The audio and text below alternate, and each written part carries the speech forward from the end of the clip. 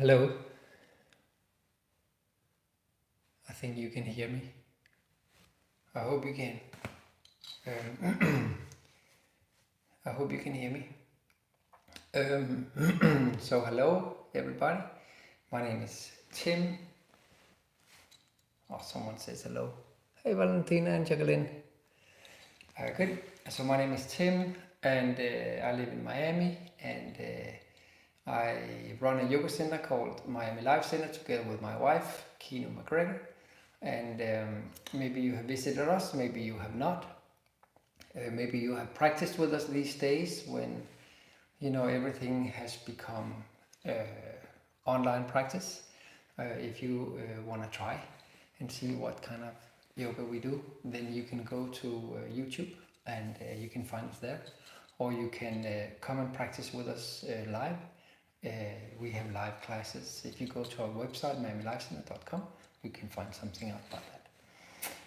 Anyhow, that's not what we're here to talk about today. Hey Gidra. What we're here to talk about today is a little bit about what's going on at the time being, and what seems to be going on for a lot of people, myself inclusive, is that some worry, some fear, some anxiety is coming up because we are in a little bit of a crisis, not to say a really big worldly crisis, that has great effect on our lives, and we feel a lot of changes these days to what we usually know. Just 1 month ago, just 2 months ago, our life was entirely different than it is right now. And sometimes when so big changes is thrown at us and so much uncertainty is thrown at us, then we start to not function as ideally as we could. And I thought to just talk a little bit about that and what Patanjali has to say about such things today. But let me tell you a little story first. So my wife and I, we have borrowed a lot of money from the bank, and we have bought a building to do a big new yoga center and educational center, and it's going very well. We are under construction. It's an old warehouse in Wynwood, Miami, and it's going very well, and the builder has been building. He's been awesome, and things are just moving forward. But then yesterday came a message in from the bank that says we need to evaluate your ability to maintain your loan, and we don't have time at the moment to do that. Because there's so much work with all these small business initiatives that has been approved by the government. So we don't know when we can do that, and therefore we have to stop paying your contractor, your builder, for the work that he's doing. So I tell my builder that, and he says, oh, this is very difficult because I have to pay my crew and I have to pay the subcontractors. So then we cannot continue very long. I can give you a little credit, but we can't continue very long. Then we have to stop building. That's of course a big problem, right? So then I get a little bit worried, and I start to take a look at what can we do and so forth, and I see if we can find some money momentarily to pay the builder before the bank hopefully will pay us again. And I speak to my wife about it. She also gets worried. So now we're worried for the future. We were a little bit worried for what's going to happen to our building. And we also worried for our personal economy. Oh, how long time can we continue this? And is this going to be very difficult? So this is a very concrete, one of the worries that is going on for me at the moment. And I think we all have worries like this. You probably also have worries like that. Maybe it's about how you eat tomorrow, how you feed your children, and so forth. Maybe you lost your job. So many people are in very, very difficult situations. So when that happens, then the anxiety, the fear, the worry that fills us, what can we do with that? And what I thought to talk about today was a little bit about what the Yoga Sutra says about that, what Patanjali, the way that he addresses that problem. And the reason I thought I would talk about that from Patanjali's point of view is because when I have problems in my life, when I meet difficulty and also pleasures in my life that is that confuses me, that I don't quite know how to deal with, then I look to these scriptures. Then I look to these primary texts of yogic philosophy, because I feel that there are some people before me that are much smarter than me, and that has given so much thought over hundreds of years to similar problems and how to deal with that. So when I have a problem, I look generally to Patanjali and see what does he say about that. That's where I find my inspiration. Of course, you can find your inspiration in other places, but it's just like where I primarily look for mine. So what does Patanjali says about that? That's the question. And before we dive into that, there's a way that we often say, we talk about this, we say we cannot control what's going on around us, we cannot control the world, but what we can change is we can change our attitude towards it, we can change how we think about it, we can change our experience of it, and we can change our, very much so, our reaction to it. So there's a place where we get a stimuli, we get an input either from inside, emotionally, or from outside, some external event that happens. And then that starts a whole process inside of us, some mental process, some thinking, and some emotional process, maybe some fear, some worrying, like that. And there's another very smart man in time called Viktor Frankl. Maybe you heard about him. He has a book out that's called Man's Search for Meaning. Man's Search for Meaning. If you've never read that book, I would highly recommend it. It was my Bible for many years. It's a thin little book. It's a little manual about how to live almost. So he says that between that stimuli that comes to you and that response that is coming out of you, there is a space. And for some of us, there is no space. But if we can create a little space between what happens and how we react, if we can create a little bit of space right there, and they don't just glue together, this happened, boom, and sets that in motion. If we can create a little space, so when this happened, right here, we have a possibility to think, to take a choice. Or the way that Viktor Frankl expressed it, he says, there is a moment where freedom is possible. The freedom to choose how we're going to react. So if we can insert a little bit of space between the stimuli and the response, then we have freedom. It's not big, but maybe it's all we have, according to Viktor Frankl. I think it's very, very useful. And I think it goes very much in line with what Patanjali is trying to teach us. So what does Patanjali say? So first of all, Patanjali brings the mind down to two different principles. One mind that is useful for us and one mind that is not useful for us. He phrases it in the terms of one that is congruent with yoga and one that is detrimental to yoga. But I'd like you just to think about it. What is useful to you? What benefits you? What makes you prosper? What nurtures you? On one side, and on the other side, what is not useful for you? What is to your detriment? What is making you, what's taking you out of action? What is giving you more worries? What is undercutting everything that you're trying to do? So we have these two principles, and those two principles can pretty much be summed up in what Patanjali called the Chitta Vikshepa on one side and the Chitta Prasadanam on the other side. So what the heck does that mean? So Chitta Vikshepa means something that is not integrated, something that doesn't work, something that's not unified, something that is in motion, and something that is has been broken up, and something that is splintered, and something that is scattered. So, and Chitta means the mind. So when we talk about Chitta Vikshepa, we're talking about the disintegrated mind, the mind that is broken, the mind that is scattered, the mind that cannot pull together and find solution. So when we are functioning in a state of Vikshepa, then everything becomes a problem. When the mind is not grounded, when the mind is not together and integrated, then we cannot find solution to anything. And when the mind is scattered, splintered in this way, then all the disturbances of the world very easily come in and slips in through the cracks, and takes over the whole mind, and before we know it, then all the disturbances and all kind of unnecessarily troubling thoughts and emotions, they start to take over our system like a virus. And then we kind of lost. So that we have on one side, and on the other side we have what Patanjali calls the chitta prasadanam. So what is chitta prasadanam? So chitta again is mind, and prasad means illumination in Sanskrit. So that means something that has light to it, that has lightness to it, something that has transparency to it, something that has life in it, something that has joy and other such qualities with that. It is like a gift. It is something that is being offered to us. It is the offering of illumination to us. By the end of the day, we are working towards that idea.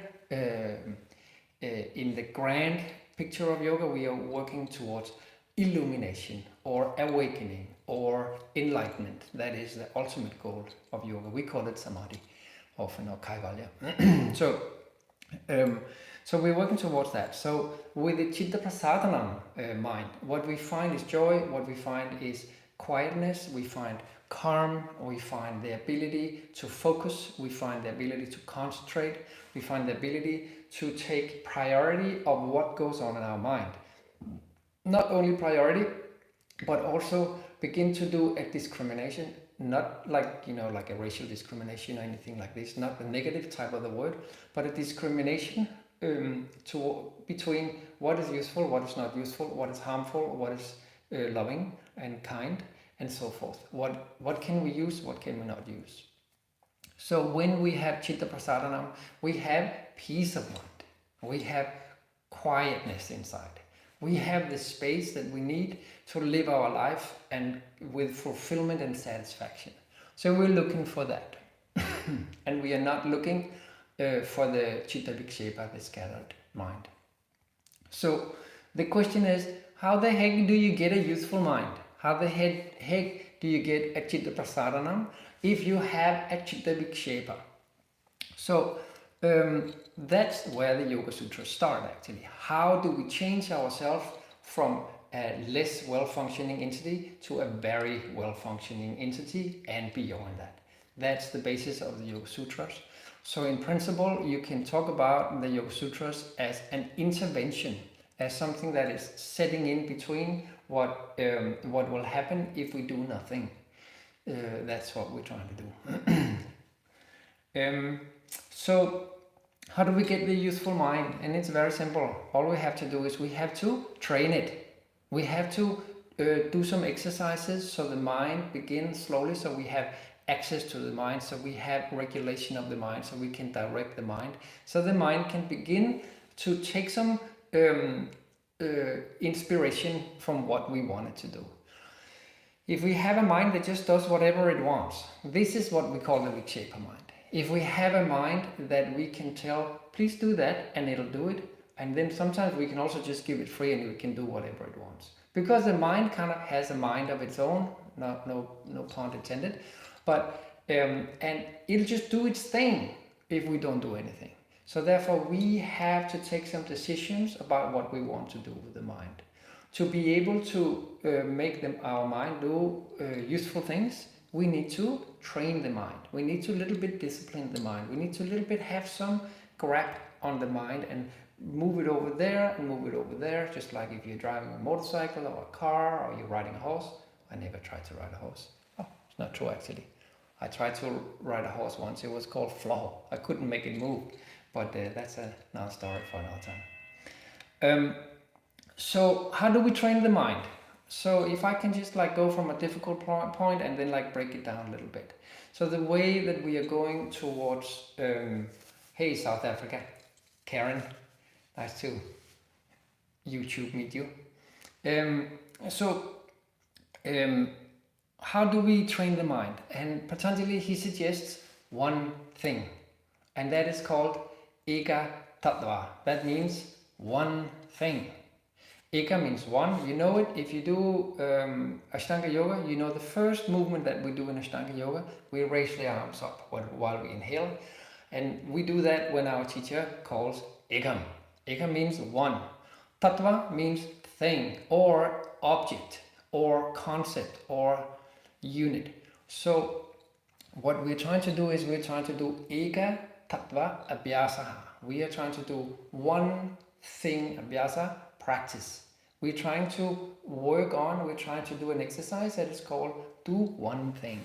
Don't do many things. You can see how eka tattva, do one thing, is a very different thing than being scattered. We are already starting to talk about unity, integration, simplicity, and so forth.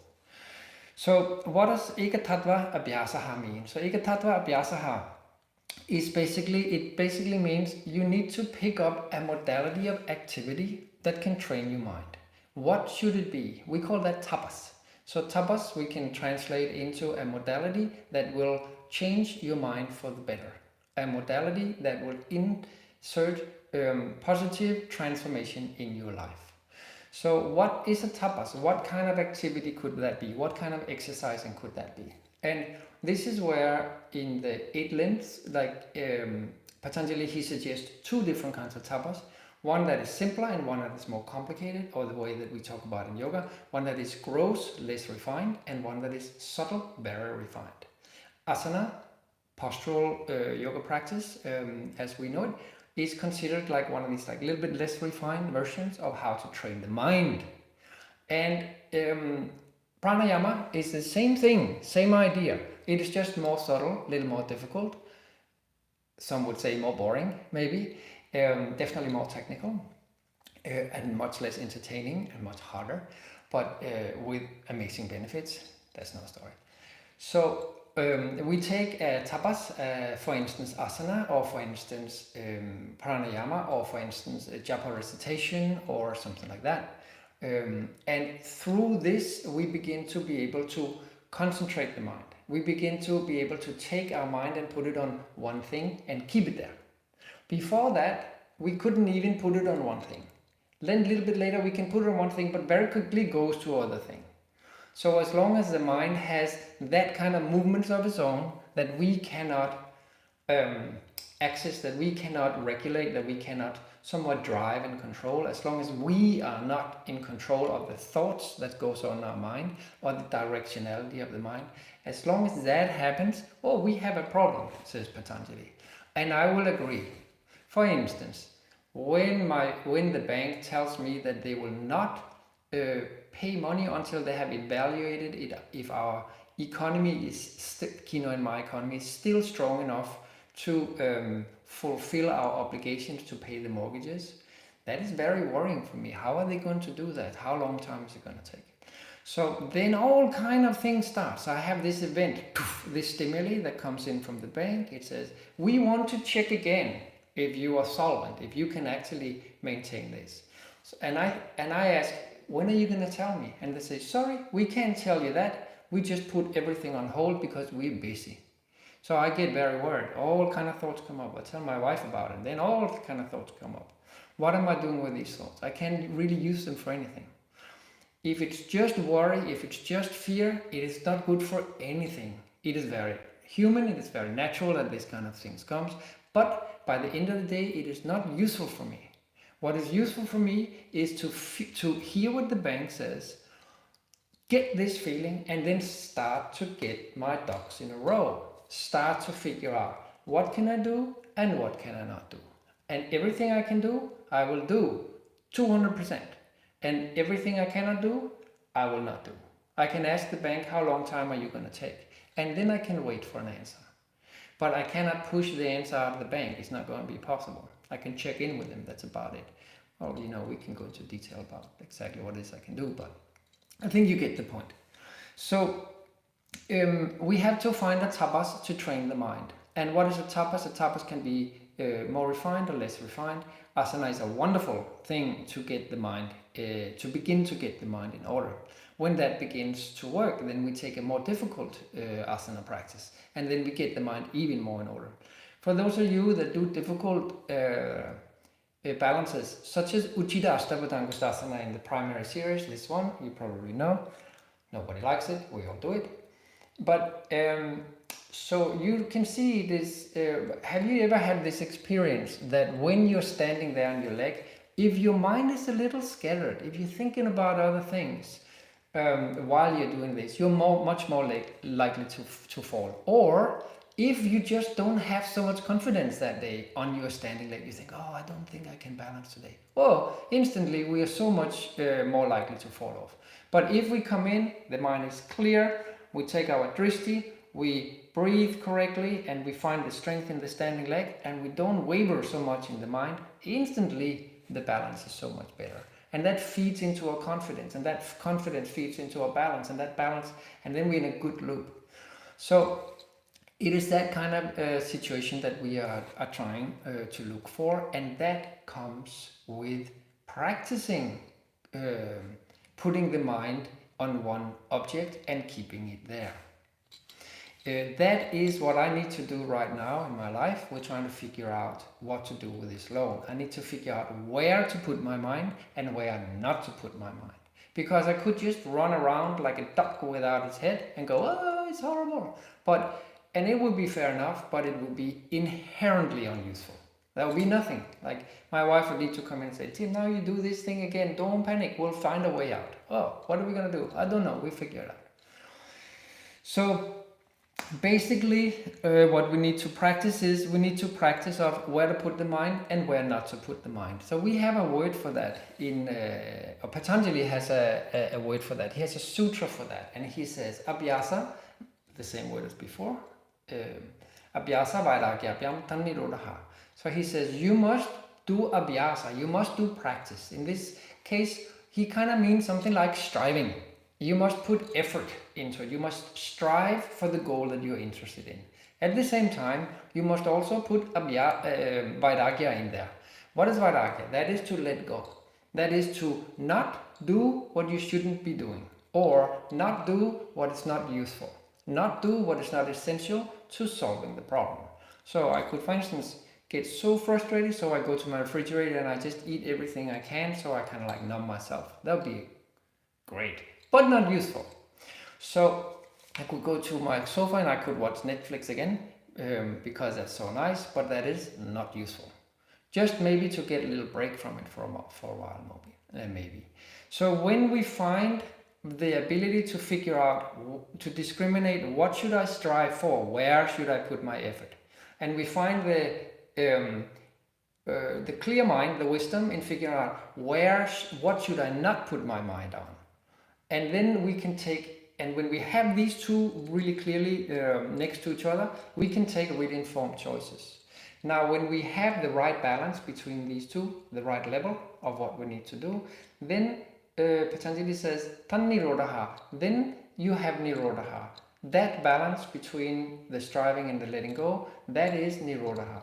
So what is nirodha? So nirodha is the ability, the principle of regulating the mind, of mastering the mind, of deciding what to put your mind to.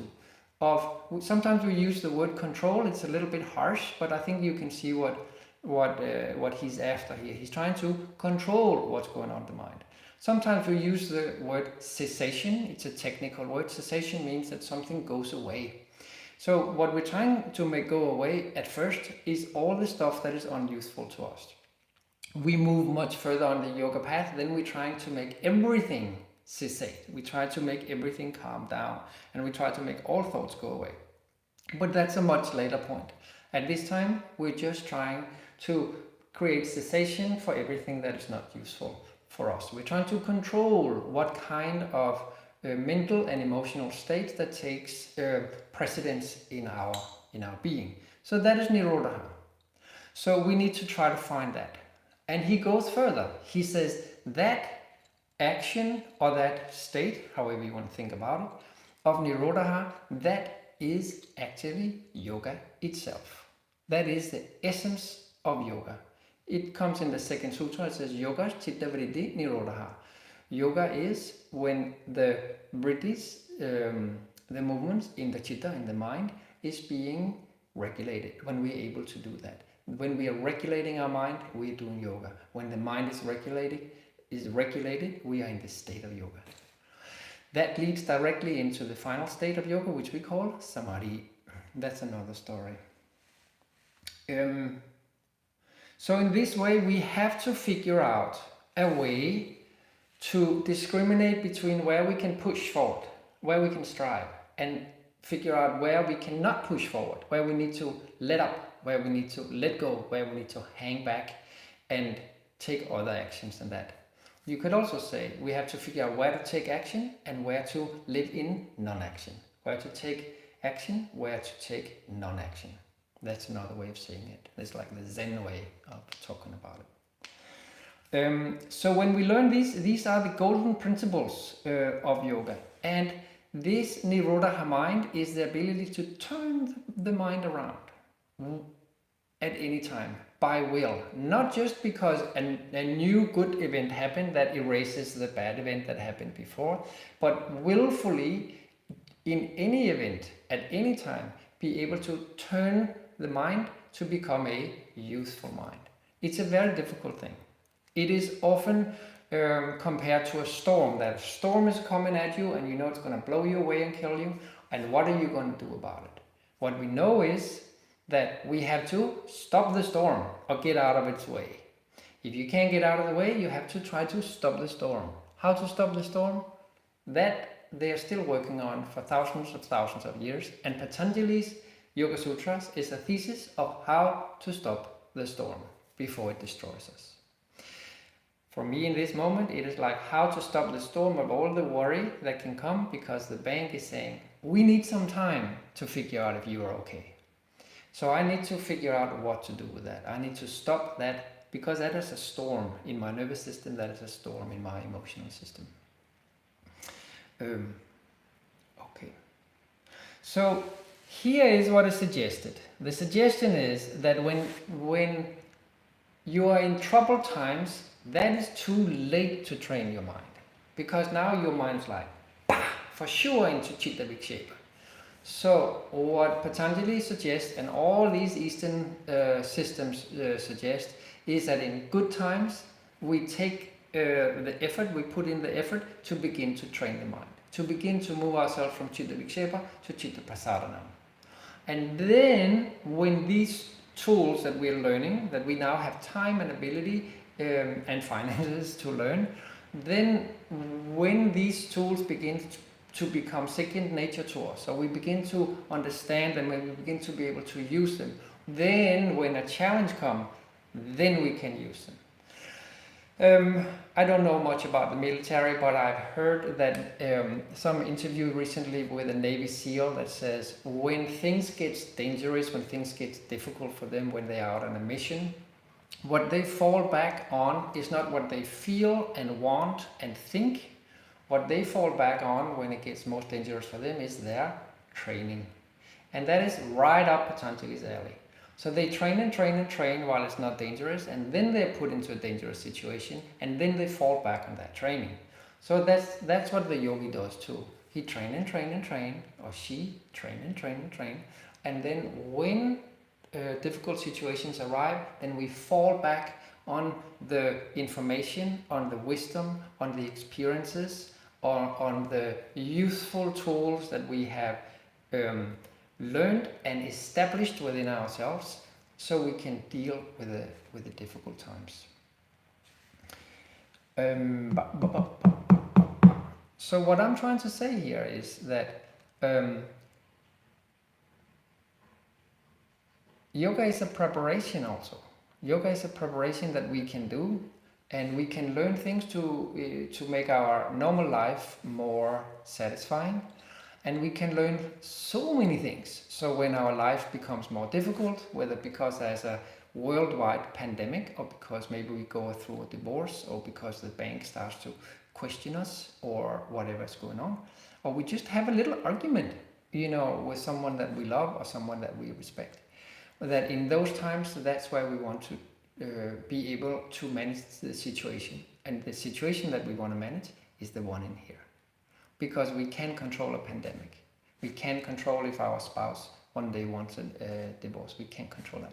But what we can control is how do we react. And one person that will react with great fear, and the other one will react with, let me see, that's going to be a solution. And the other one will go, hang 10, man, it's going to be cool. And what is the difference of the first mind and the second mind and the third mind? And how can we bring ourselves to that second or third mind, which is just infinitely more comfortable to live in that situation?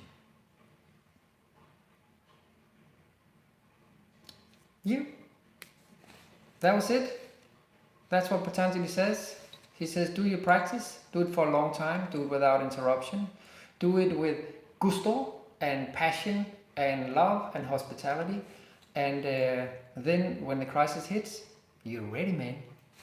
That's basically what this was about today, to talk about that. I do understand that this is a difficult time, and I do understand that this is easier said than done. Yoga is difficult, yoga is not for everyone, but today I just wanted to tell you a little bit about Chitta Vikshepa, Chitta Prasadanam, Ekatattva Abhyasaha, and Abhyasa Vairagya, nirodha, and a little bit about that system. So that was it from me. I think that was about half an hour. That was 31 minutes. So I don't know if you have anything to say, if you have any questions. Thank you, Monica. If you have something you want to share, like I actually thought that you could talk and everyone could hear it, but I forgot. I kind of forgot that you can't do that. So there was some question here. There's one that says, what about your feelings? Would you say that they should follow the training also? So I would say that what we have to try to do is when it's possible, and I'm not saying it's easy, what is useful for us, what Patanjali suggests, is he says both thoughts and emotions, he calls the same. He says they are functions, they are movement that happens inside of us, and they are being spurred by all kind of things. And when they come up, there's two kinds of thoughts and emotions, two kinds of vritis, one that is to our benefit and one that is not. And how we react to it, that is what yoga is trying to teach us.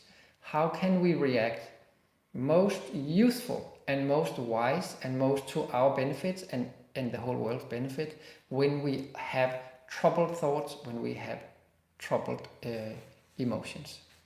I know it's very simple, but that's his suggestion. And then he lays out what the method is to begin to find the ability for that kind of cultivation. I don't know if that was the answer you were looking for, but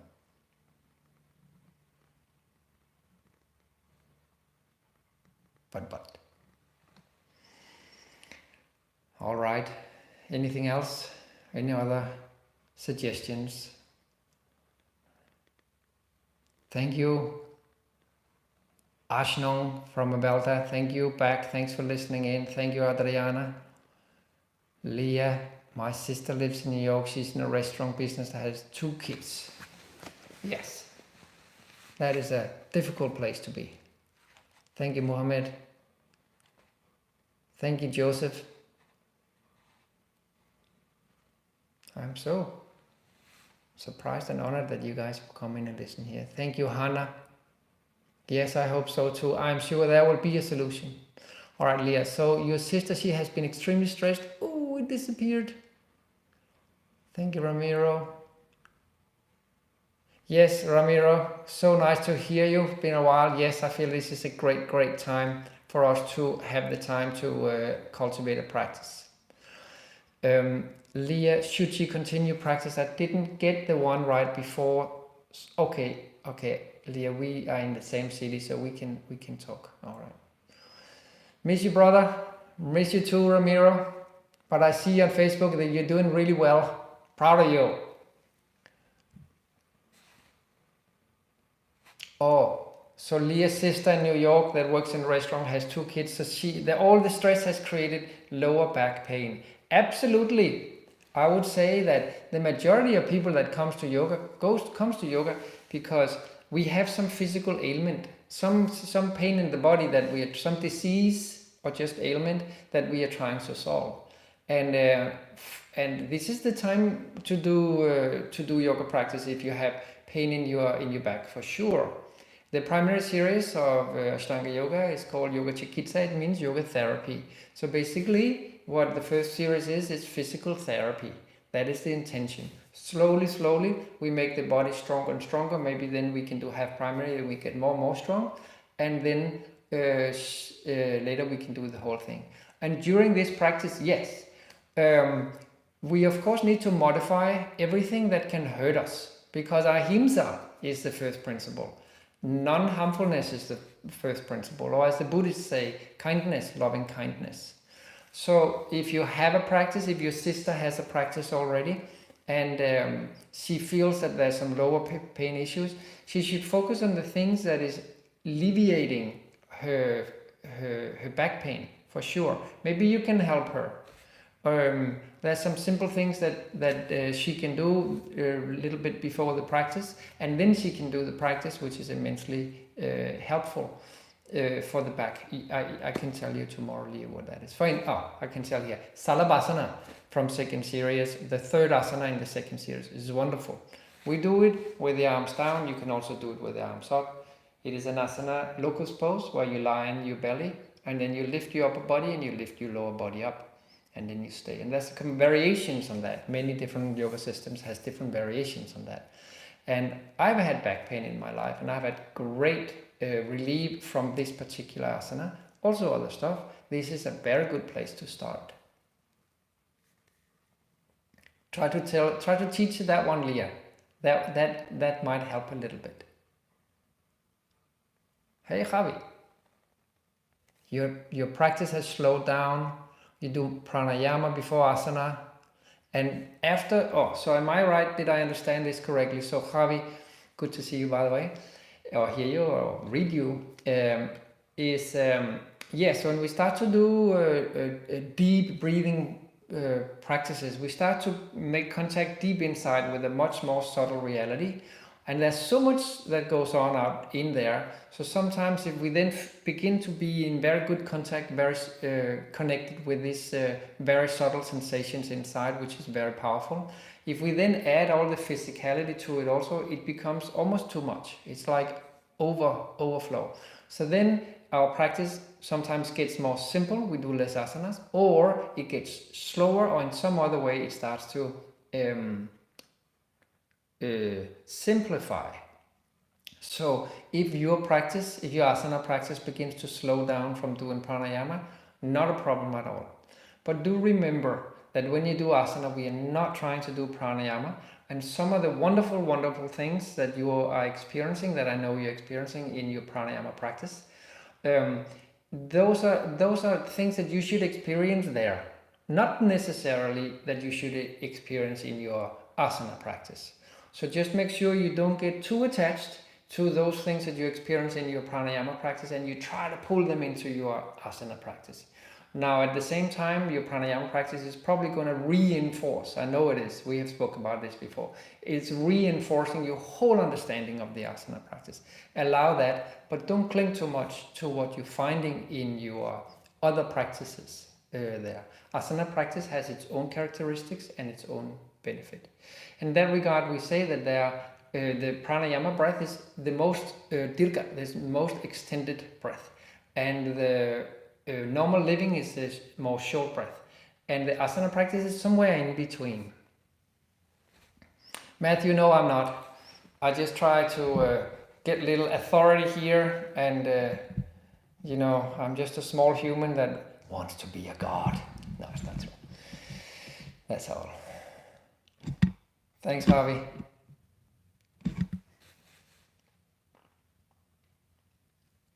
What else? Anything else?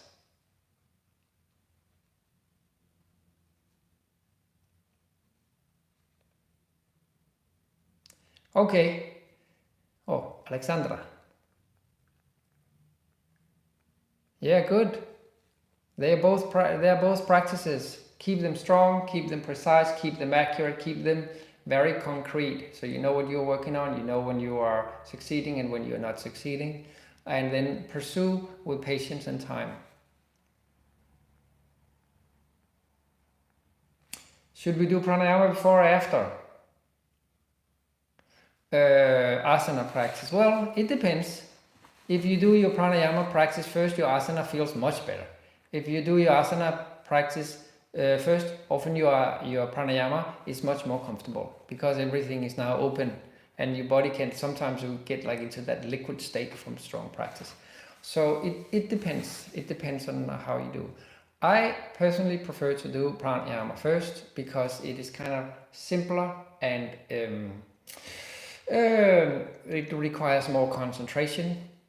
So if I've done a whole practice, then my concentration starts to be, enough for that. So I prefer to do pranayama before I do asana, but it can be done the other way around also. What is important is you give little space in between. So you don't do strong pranayama practice and then you go straight into asana, or the other way around, that you do strong asana practice and you go straight into pranayama. Make sure you give something like 20 to 30 minutes in between, at least, just to cool the system down. About meditation, I think meditation is an amazing tool, and I feel that there are experiences and states of mind and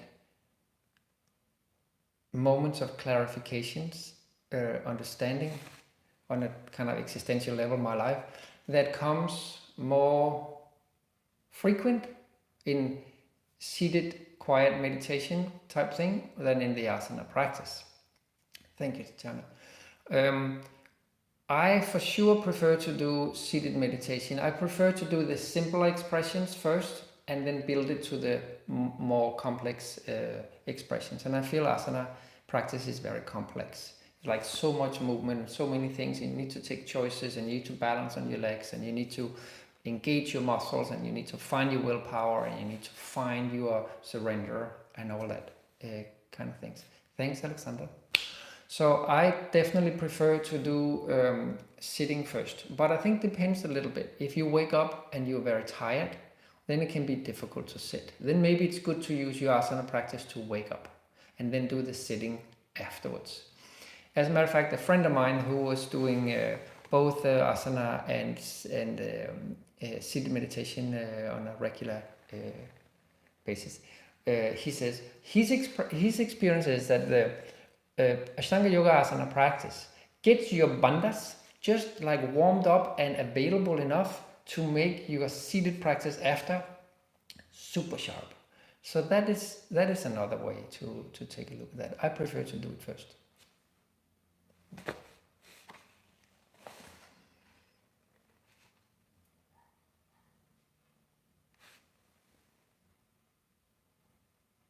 Thanks, Matt.